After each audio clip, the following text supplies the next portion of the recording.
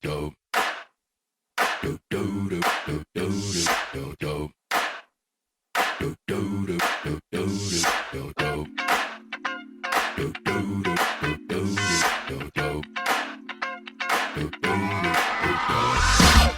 hit that ice cold Michelle fight for that white gold. This one for them hood girls, them good girls, straight masterpieces. Stylin', wildin', living it up in the city.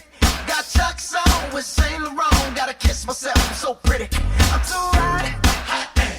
Call the police and the fireman. I'm too hot. Bueno, sensacións, tuvimos a primeira parte da regata, o primeiro segundo largo, bastante mellor, e logo na segunda parte da regata que pecamos un poquinho, perdemos un poquinho o bloque, e dai esas centésimas que ao final, pois xa ves, pois a un segundiño de nada de quedar cuarto. Pero bueno, a aprender, outra regata máis, e nada, esperamos mañán todo máis mellor que hoxe. Todo o que sea mellorar, todo é positivo. As sensacións non teñen nada que ver do outro día con respecto a de hoxe. Entón, nese aspecto sí que estaremos algo máis contentos. O que sí, pois, teremos que seguir intentando e seguir subindo e seguir remando.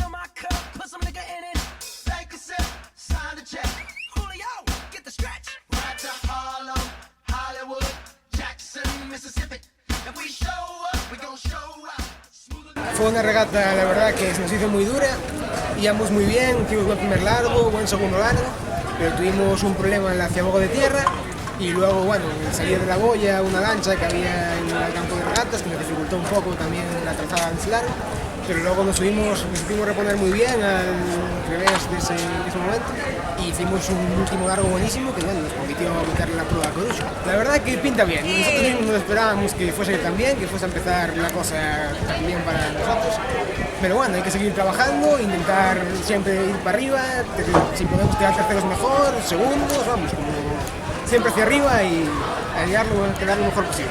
Bueno, el objetivo creo que ahora mismo sería remar la tanda menor en la mayoría de las regatas, todas las posibles, y bueno, vamos a seguir creciendo. Somos un grupo que se formó hace 3 años, la verdad que en 3 años hemos progresado muchísimo y a seguir yendo hacia arriba.